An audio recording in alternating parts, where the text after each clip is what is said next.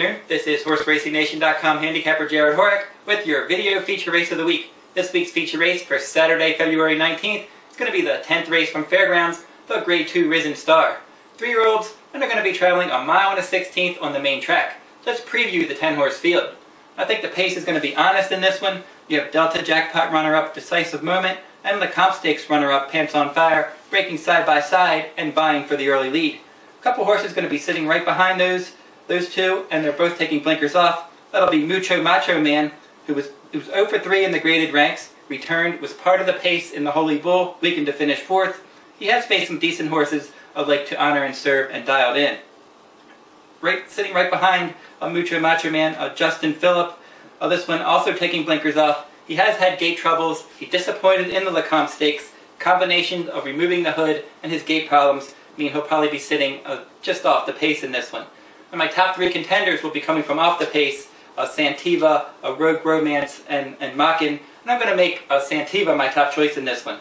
Now, he raced against the bias when he rallied to finish 2nd in the Breeders' Futurity at Keeneland, and then he came back and he broke his maiden in the Kentucky Jockey Club Stakes at Churchill Downs. That was a good effort, breaking his maiden in a graded event. He showed a lot of tenacity in that one. He was in the mix throughout. He fought hard. He ended up beating Astrology. Astrology had won the Grade 3 Iroquois, so he definitely beat a decent horse. And I think Santiva, coming back off the layoff, making his first start of the year. He has some versatility. As I said, he came from off the pace in the Keeneland race. He sat up closer to the pace in the Churchill event. And with that versatility, that's definitely going to give his new rider, Mike Smith, some options. I think he's going to be sitting maybe in mid-pack in this one. He's going to try to get in the mix, turning for home. My second choice is going to be Rogue Romance. He finished 3rd in the Breeders' Cup Juvenile, and that's the last time that he has started. He's going to begin his 3-year-old campaign in this one for trainer Ken McPeak. And McPeak has done well in the past shipping horses into Fairgrounds. Horses like Take Charge Lady and Repent, 3-year-olds back in the 1990s, had won some graded races for McPeak at the Fairgrounds. This one's going to be coming from off the pace. I think he'd be satisfied if he just sat back, made a nice rally, and got it in the money. But it's not out of the question that he's just going to be able to be good enough to get the job done. My third choice is going to be Machin. This horse, 2 for 2 at Fairgrounds. That was both career starts. I don't like the fact that he was an unraced 2-year-old for his long-term Kentucky Derby prospects, but for this race that shouldn't really make a difference. He's got some quality. He's won easily both times over the track.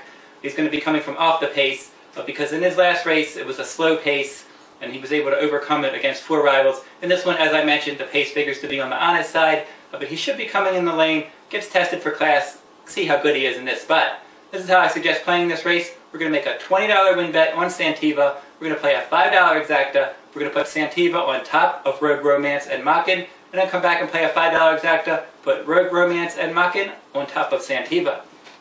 You can follow the 2011 Kentucky Derby Trail on HorseRacingNation.com. We have all your Kentucky Derby coverage there. We have the top 250 Kentucky Derby contenders list. We have daily workout reports for all Kentucky Derby contenders. We have Derby prep video analysis and written play of days. We also have horse profile pages. That does include news, results, video, and pedigree information. We also have Kentucky Derby and Kentucky Oaks top 10 lists and much more. So for all your Kentucky Derby needs, go over to HorseRacingNation.com. That'll wrap up this video race of the week. This is HorseRacingNation.com handicapper Jared Horak. Good luck at the races.